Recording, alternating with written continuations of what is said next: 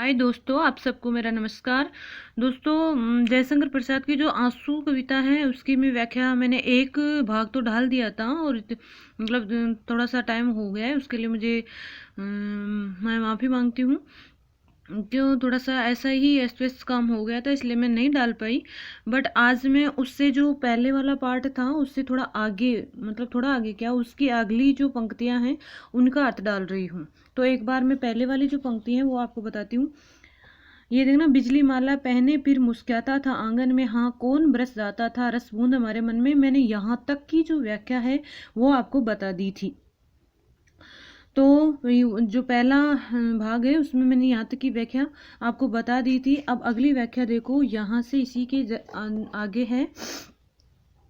तुम सत्य रहे चीर सुंदर, मेरे इस मिथ्या जग के थे केवल जीवन संगी कल्याण कलित इस मग के। दोस्तों, इसमें क्या है, जयशंकर जो प्रसाद है अपनी प्रियतमा, अपनी जो प्रेमिका है, प्रियतमा है, पत्नी है, जो कुछ भी है उसको संबोधित करते हुए कह रहे हैं। वो मतलब उनका जो शुरू में उन्होंने बताया था, कष्टों से भरा जीवन है, दुखियों से भरा हुआ जीवन था, उसमें तुम मेरे जीवन में एक मुस्कुराते हुए फूल की तरह तुम आए मेरे जीवन, और मेरे जीवन को प्रेम से भर दिया, आनंद से भर दिया। उसी को आगे बढ़ाते हुए कह रहे हैं, तुम सत्य रे चीर सुंदर। चीर का मतलब हमेशा विद्यमान रहने वाला, लगातार। तुम हमेशा सत्य हो, शाश्वत सत्य हो, सुंदर हो।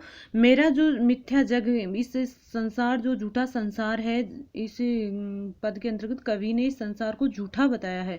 उन्होंने कहा है कि मेरे इस झूठे संसार के अंतर्गत, जग का मतलब संसार, जीवन संगिनी, जीवन का मतलब जीवन के साथी, कल्याण कलित इस मक्के, मेरे जीवन का कल्याण करने वाले, कि मेरे इस संसार, झूठे संसार के अंतर्गत, अंधविश्वास से युक्त संसार के अंतर्गत तुम मेरे जीवन के साथी इस प्रकार बने कि तुमने मेरे जीवन का कल्याण कार्य किया है, कि तुम मेरे जीवन के लिए कल्याण करने वाले बने। तुम हमेशा से मेरा भला चाहते थे। तुम हमेशा, ये शाश्वत सत्य है, और कि तुमने हमेशा मेरे जीवन का भला किया है, तुम हमेशा मेरे जीवन की संगिनी रही हो। लेकिन ये जो संसार है वो क्या है, झूठा है। इस झूठे संसार के अंतर्गत तुमने आकर मेरे जीवन को कल्याण युक्त बना दिया है। अर्थात लेखक यहाँ कह रहा है कि तुम्हारा साथ से मैं इस जो संसार है, संसार रूपी समुद्र के नाव को पार कर सकता हूँ। तुम्हारे साथ की वजह से ही मैंने इस संसार को पार करने का कार्य किया है। अगला देखो, कितने निर्जन रजनी में तारों के दीप जलाए, सर्वग गंगा की धारा में उज्जवल उपहार चढ़ाए। दोस्तों, इसमें क्या है, इससे इसका अर्थ देखने से पहले ये समझिए कि रात्रि होती है, रात्रि में सब व्यक्ति विश्राम करते हैं, सो जाते हैं। तो उस वक्त क्या होता है, विश्राम करने की अवस्था के अंतर्गत सब कुछ मतलब शांत रहता है, चारों तरफ कुछ भी हलचल दिखाई नहीं देती है, और आसमान में तारे चमकते हुए दिखाई देते हैं। और इसके अलावा जैसे गंगा की धारा के अंतर्गत जब अपन उपहार चढ़ाते हैं अपने जो बुजुर्ग हैं उनकी आत्माओं की शांति के लिए, जो अपन उपहार चढ़ाते हैं, उसी के स्वरूप उन्होंने अपने जीवन की तुलना की है। कितनी निर्जन रजनी में तारों के दीप जलाए, कि कितनी निर्जन रजनी की मेरी जो रातें थी, कितनी ऐसी सुनसान रातें मेरी बीत चुकी हैं कि मैं हमेशा से अकेला रहा हूँ, और हमेशा मेरी रातें सुनसान रही हैं, शांत रही हैं। मतलब उनमें कोई खुशियाँ नहीं थी, हमेशा दुख से युक्त थी। तारों की उस रजनी में, उस रात्रि के अंतर्गत, सुनसान रात्रि के अंतर्गत तुमने आकर मेरे जीवन में तारों के दीपक जलाए हैं, तारे रूपी दीपक जलाए, जिस पर आसमान में रात के अंतर्गत तारे जलते हुए दिखाई देते हैं, चमकते हैं, सुंदर लगते हैं, वैसे ही तुमने मेरे जीवन की सुनसान रात्रि के अंतर्गत तारों के समान जो उजाला किया है। सर्वग गंगा की धारा में उज्ज्वल उपहार चढ़ाए। और जिस प्रकार अपन पवित्र मतलब बुजुर्गों की आत्मा की शांति के लिए गंगा की धारा में उपहार चढ़ाते हैं, वैसे ही तुमने जैसे वो शांति हमें उस वक्त मिलती है, जो मतलब अपन शरीर के पाप को दूर करने के लिए भी उपहार चढ़ाते हैं तो शांति सी मिलती है, वैसे ही तुमने मेरे जीवन में आकर तुमने मेरे जीवन को उपहार से युक्त बना दिया है। उपहार मेरे लिए एक आपने भलाई का कार्य किया है। ये जो सब है ना, वो उन्होंने अपनी जीवन संगिनी को संबोधित करते हुए कहा है। दोस्तों, समझ में आ रहा है या नहीं आ रहा है, प्लीज़ कमेंट जरूर करें। गौरव था नीचे आए प्रियतम मिलने को मेरे। अब क्या हो रहा है कि लेखक ये कह रहा है कि मेरी सुनी रातें थी, सुनी रातों के अंतर्गत आप आए मेरे जीवन में, मेरे जीवन को खुशहाली से युक्त किया, तारों के समान तुमने मुझे खुशियां दी, मधुरता मेरे जीवन में तुम लेकर आए। और उसी को आगे समझाते हुए कह रहे हैं, गौरव था कि मुझे अपने आप के ऊपर गौरव महसूस हो रहा था, मैं गौरवान्वित महसूस कर रहा था। नीचे आए प्रियतम मिलने को, कि मेरे प्रियतम मुझसे मिलने के लिए आए हैं, जो मेरा हमेशा भला चाहते हैं, मेरे जीवन को रस से युक्त बनाने वाले प्रियतम मेरे पास आए हैं, मेरे जो जीवन साथी थे वो मेरे पास आए हैं, इसलिए मैं अपने आप को गौरवशाली महसूस कर रहा था। मैं इठला उठा एक किंचिन देखे जो सौपन सवेरे।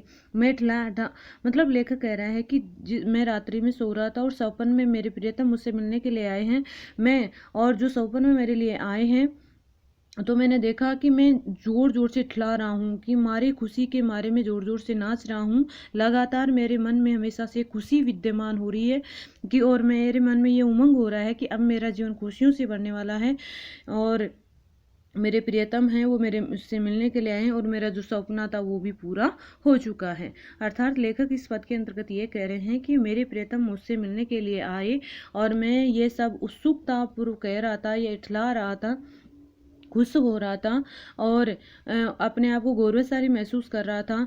और देखे जो सौपन सवेरे, जिस प्रकार सुबह के समय में सौपन देखते हैं, और जो ऐसा माना जाता है कि सुबह के सौपन हमेशा मतलब लगभग पूरे होते हैं, तो लेखक कह रहा है कि सुबह के सौपन देखने पर जो खुशहाली मिलती, जो आनंद मिलता है, वैसे ही मेरा जो सुबह का शायद मैंने कोई सपन देखा और वो मेरा पूरा हो गया है, इसीलिए मैं बहुत ज़्यादा आनंदित हो रहा था और खुशी के मारे इठला रहा था, उछल कूद कर रहा था। मधुर आंखा मुस्कुराती थी, पहले देखा जब तुमको, परिचित से जाने कब के तुम लगे उसी क्षण हमको। लेखक यहाँ कह रहे हैं कि मधुर आंखा मुस्कुराती थी, मधुर आका, मधु के मतलब शहद से युक्त, राका का मतलब रात्रि, मुस्कुराती मुस्कुरा रही थी, पहले देखा जब तुमको, परिचित से जाने कब के तुम लगे उसी क्षण हमको। लेखक यहाँ कह रहा है कि मेरी जो रात्रि थी, सुनी रात्रि थी, वो तुम्हारे आ जाने के बाद वो मुस्कुराती हुई मुझे लग रही थी, अर्थात मुझे आनंद प्रदान कर रही थी।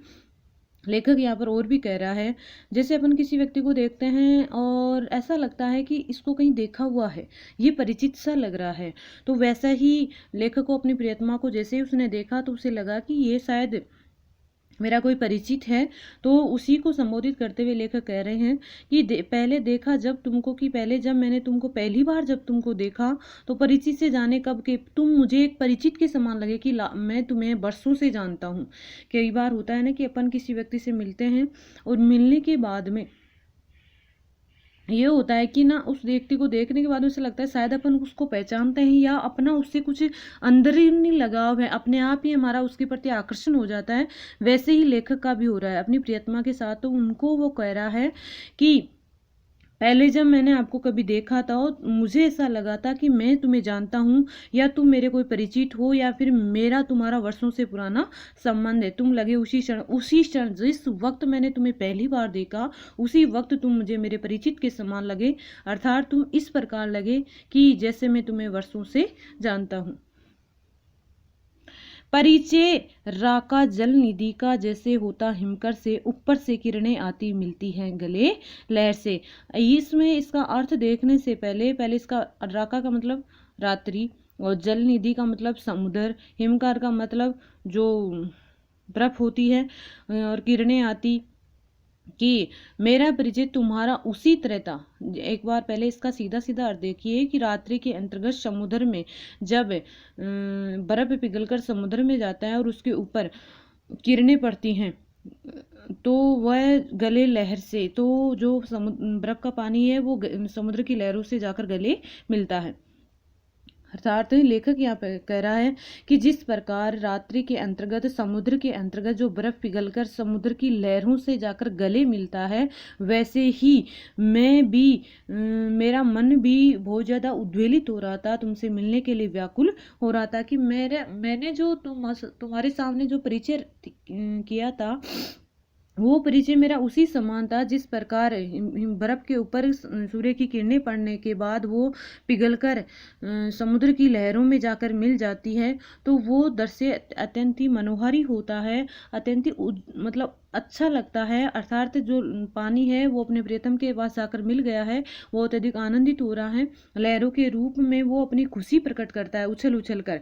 वैसे ही लेखक यहाँ कह रहा है कि मैं बहुत ज़्यादा गौरवान्वित महसूस कर रहा हूँ कि तुम मेरे जीवन में आए, और तुम्हारा और मेरा जो परिचय है वो उसी प्रकार है जैसे जो बर्फ पिघल कर समुद्र में जाकर उसका जल समुद्र में जाकर समाहित हो जाता है। तो दोस्तों आज के लिए इतना ही, अगले वीडियो में मिलते हैं, अगले वीडियो में अगली व्याख्या के साथ में। धन्यवाद दोस्तों। इतने दिन मैं आपसे फिर कह रही हूँ कि इतने दिन मैं नहीं डाल पाई, उसके लिए मुझे सॉरी। अब मैं आपके जो वीडियो हैं वो रोज़ाना डालने की कोशिश करूँगी। प्लीज़ मुझे बार बार आपसे रिक्वेस्ट कर रही हूँ, आप कमेंट ही नहीं करते हैं ना, तो मुझे पता नहीं चलता ना कि फीडबैक क्या है, आपको समझ में आया है या नहीं आया है। तो प्लीज़ कमेंट ज़रूर करें, लाइक भी करें, सब्सक्राइब भी करें और शेयर भी करें। धन्यवाद। और आगे मुझे ये बताना कि मैं आपको कौन सा कवि का वीडियो डालूँ, ये प्लीज़ ज़रूर बताना। धन्यवाद।